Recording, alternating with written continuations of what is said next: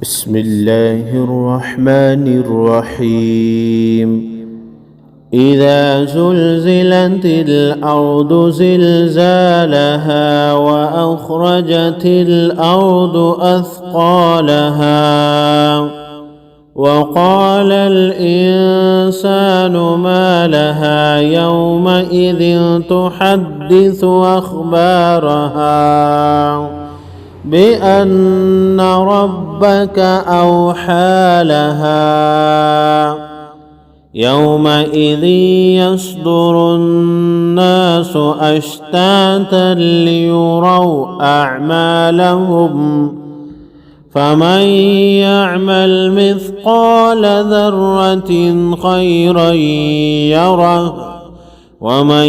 يعمل مثقال ذرة شرا يره